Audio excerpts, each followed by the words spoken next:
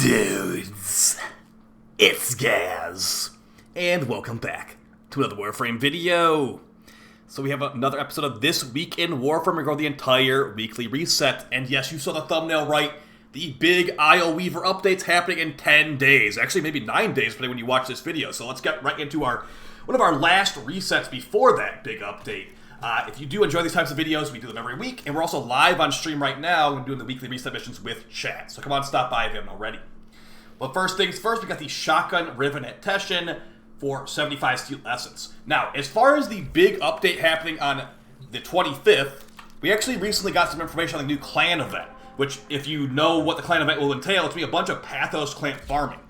But there's also a new Incarnon weapon. I'm going to show it to you right now. I believe it's called a Talus, but it's a new two-handed scythe, and it will be a unique Incarnon weapon that is going to release Void Light, according to the description. So yeah, two-handed scythe. They still have the not best stance and all that, so we'll have to see when it does release what the special abilities of that are. But yeah, it's not the Hespar, it's not the Chlorophyll, but it is the same weapon type of the Hespar and Chlorophyll.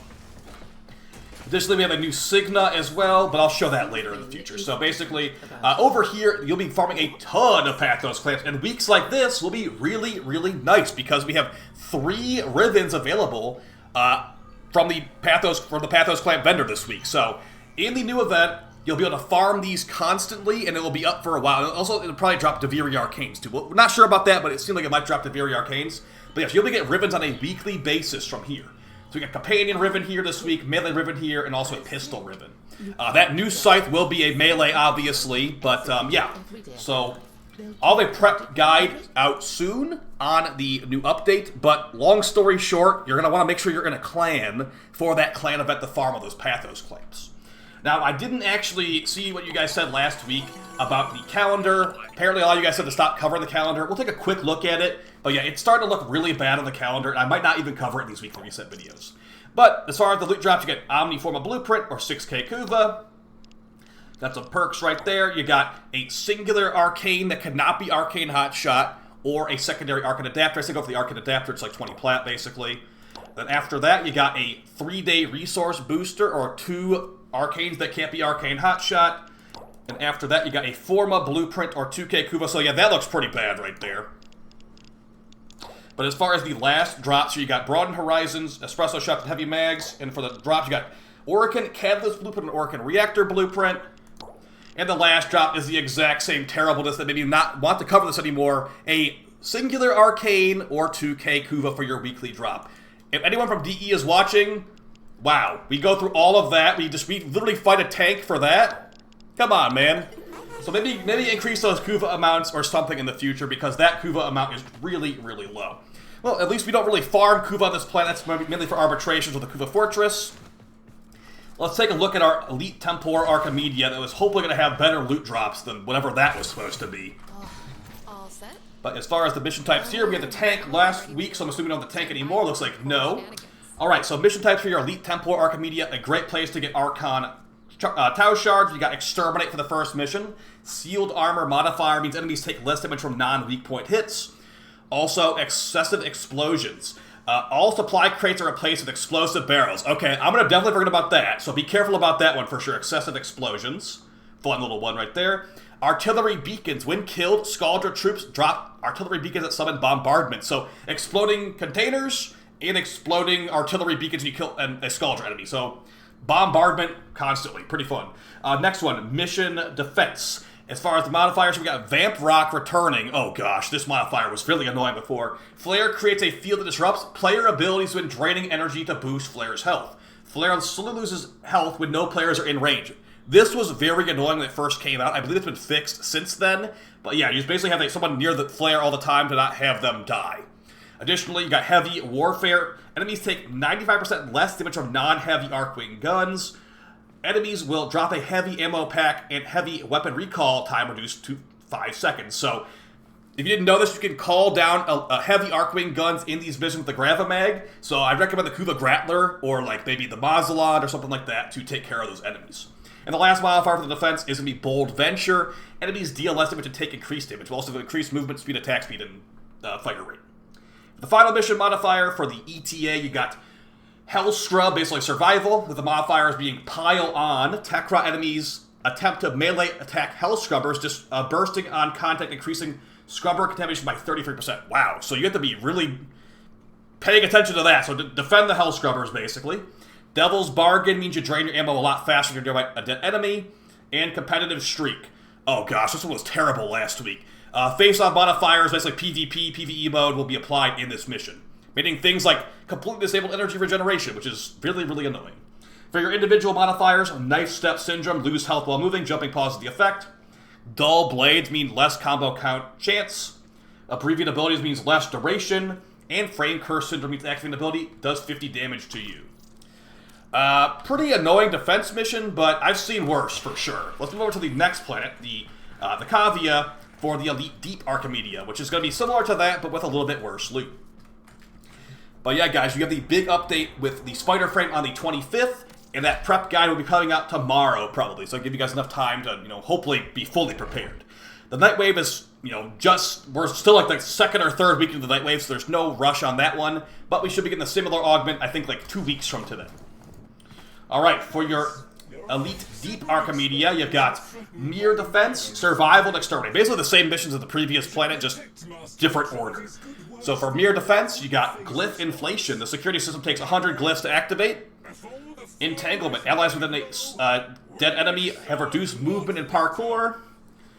Commanding Culverins. Rogue Culverins deal more damage to Overguard and Mechs, so... Oh, I have Dante, that's nice. So Dante might not like that as much, but it's still Dante, so it shouldn't matter.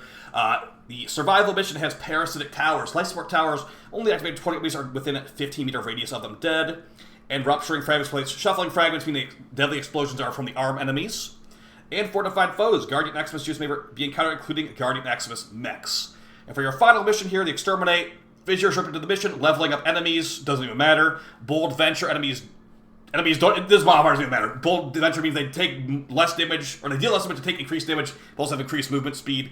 And the last one, Vampire Limits. The only modifier that actually matters here, slow-moving vampire clouds will follow you around and kill you, basically, so avoid them. As far as individual modifiers, Constricted means maximum reduced by 75%, a terrible modifier they like to throw on here all the time now. Gear Embargo means no on-call crew members or any gear allowed. Undersupplied means maximum from all weapons reduced by 75%. And Lethargic Shields means you have no shields. Regen, basically. So hopefully you got Dante or someone like that. So a relatively annoying modifier on that one, but should be not that bad overall. For your weekly shard for Bird 3, you got a blue shard. And just a heads up, I feel like I've got an excess of blue shards at this point because they're not the most useful, so maybe don't get every blue shard's available, at least in my opinion. Moving on to the Incarnons, you have some really top-tier Incarnons this week, but the issue is one of them's probably going to be ending up getting nerfed very, very soon. Now, I don't think it'll be getting nerfed too much that you won't be able to use it, but yeah, the Magistar Incarnon will be getting nerfed pretty soon because of slim attacks in general getting nerfed. As far as your duviri stuff, though, the planet that's getting the new update, we're going to check the circuit first. So as far as your frames of the circuit, you got Loki, Mag, and Rhino. They're all really easy to farm, but the most useful helmet ability is going to be Rhino's helmet ability, Roar. So go ahead and take Rhino if you don't have them already. If you do have them already, go ahead and grab Mag or Loki, but they're all from really easy boss fights. The Jackal fight, the Sergeant fight, and then the Hyena Pack fight. Really easy to farm. I just say go for Rhino if you have them already because it's a guaranteed drop of them, but yeah, you should just go farm Rhino from the actual boss fight, not here. For your Steel Pass circuit, we have some top-tier Incarnons this week, but again, this one's going to get nerfed a little bit. We'll see how bad it is in about 10 days, but as of right now, I'm going to still recommend it to you guys. But reminder, if you want to grind this, you already have the Incarnons, get Kuva or Ribbons instead if you'd like to. And remember, there's a new Incarnon Melee, so maybe grab the Melee Ribbon instead.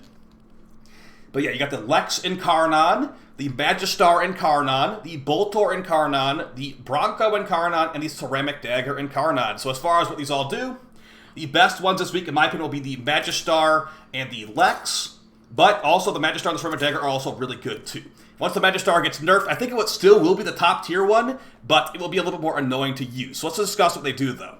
So as far as the Lex Incarnon, it's a hard-hitting, like semi-auto pistol, but once it goes into Incarnon form some headshots, it becomes an Archiplasmor, like basically a huge hitbox punch-through shot. It does radiation damage, it also has a forced impact proc, makes hemorrhage build's really good for corrosive because it's built in radiation, corrosive, pretty decent combo. Very, very crit focused with some of the perks like critical parallel, giving crit chance and crit damage. Also, you got ones like this where whenever your shield breaks, you get double damage. Pretty good stuff there. So yeah, hard-hitting, hallway clearing pistol, great for acolytes, great for crit. I recommend it pretty highly, as it can do a lot of damage. And maybe I should make a new video on this one pretty soon. Magistar Incarnon. This one will definitely get a new video soon. It is an extremely meta weapon right now. Why is it meta? Well, this thing has extremely high slam attack radius. We're talking like 30-meter slam attack radius, which can basically kill the enemies upstairs and downstairs at the same time. So that's pretty nuts. But as far as what's getting nerfed on this thing in the new update, the AoE size of that crazy slam is going to be nerfed down depending on how high you are off the ground. So if you slam attack right off the ground, it will be a lot smaller radius. But let's say you jump, do a full distance bullet jump in the air, then slam. It should be unnerfed compared to before, maybe even buffed if Pablo is to be believed here. That being said, it's still meta right now, so I'd recommend you still grab it. As far as the best perks on here, Seismic Slam gives you a big slam radius, Critical Parallel gives you a big crit buffs. I'd recommend going for the Magistar Normal, and yeah, hopefully it's still really, really good after the changes on the 25th. Next, Boltor Incarnon. A very cool looking gun, but it's just a little bit more, it's not exactly the best thing ever made. But this nail gun, after getting some headshots, will become a multi-shot slash damage nail gun, even though it's usually puncture. It switches to slash in the Incarnon form. Really powerful for killing high-level enemies, very good for slash procs, very good for status of gel, because it has very high status of multi-shot. So basically, as far as which Boltor to put it on, you got the Telos Boltor with higher crit and a special passive, or the Boltor Prime with higher status chance and base damage and a little bit lesser crit. I usually use the Telos Boltor, but the Boltor Prime is also, they're really pretty much exactly the same, just a little bit higher crit on the Boltor Telos version. But yeah, a slash multi-shot machine gun, it can get the job done, although it's not really exactly my favorite. Last two here, got the Bronco Incarnon. This one's definitely underrated, but I do think it is the lowest recommendation this week, even though it's really, really strong. Especially with the bug in the game right now where there's no recoil. This thing usually has pretty bad recoil, in my opinion. But yeah, a shotgun pistol. Once you get some headshots for Incarnon form, you will activate the Incarnon form to get increased range and ricochet. Basically just makes it the dual tox where it'll hit nearby enemies. There's a mod called Dizzying Rounds that makes those shots enable finishers on enemies, which makes it very good utility, and also is very good for damage too, because that augment gives a huge chunk of status chance. So yeah, this could one-shot level 10,000s, especially with those forced impact procs, to be very good with Hemorrhage on Ash. So I'd recommend it if you want to do that, or if you want a finisher utility gun, but beyond that, it has terrible magazine size, it has terrible Incarnon ammo, it's just very, very clunky, and it has pretty bad reload too, so lowest recommendation for sure, although it is definitely not bad. And for the final Incarnon here, the Ceramic Dagger, this could be like the number 2 or number 3, depending on if you want to get 2 Incarnon melees or maybe a gun. This thing is crazy good, even after some of the changes to it. So basically, the reason it's so good is actually not the Incarnon form, funny enough, although the Incarnon form is strong. The strongest part about this, to me, is the perk called Gun and Blade.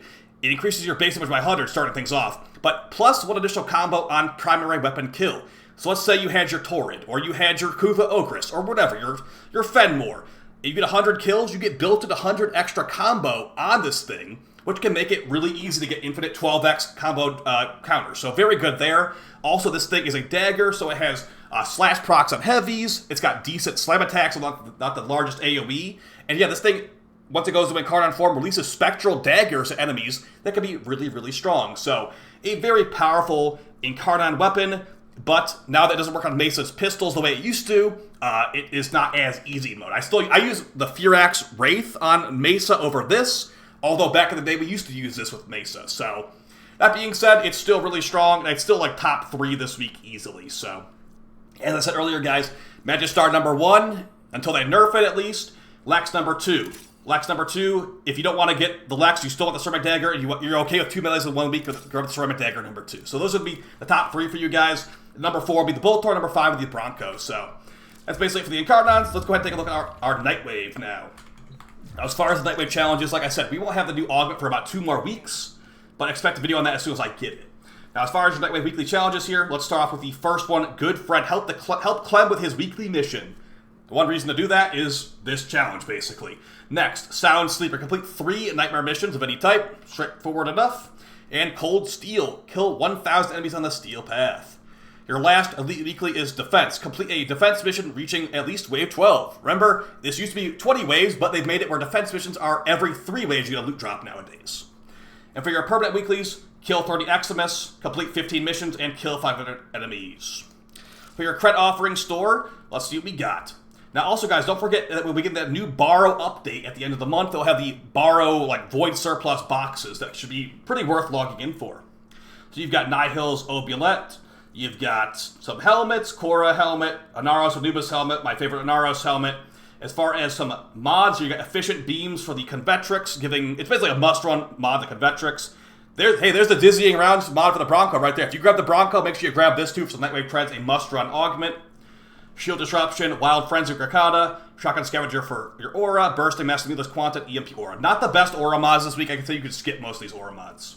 And for your Conclave mods here at the bottom, you got the Saturn 6 chest plate here too. That's kind of cool. Saturn 6 armor, if you didn't get that in the past. Direct Convergence of Supra, Deceptive Bond for Loki, Purging Slash for Excal, and Purifying Flames for Ember. Also got a color palette here too. Gamma color palette for 100 Nora creds. Very interesting. Let's take a look at that Archon hunt, and I think we're basically done here. So as far as your Archon hunt, you got the Owl Archon dropping blue shards. Hoping you'll like blue shards this week, because you'll want a Bird 3 and the Owl. And as far as the mission types, it's going to be Sabotage, Interception, and the Final Boss Showdown. Good luck getting that blue shard if you really want it. So yeah, guys, that's basically it for your weekly reset. We got, the big update in about 10 days. In the meantime, like I said, I'll have a prep guide very soon. Also more build videos and discussion videos. But yeah, the spiderframe update should be really, really fun. Make sure you're in a clan to get that big loot. And I will see you guys in the next video. Take it easy, and yeah, see you next time. Peace!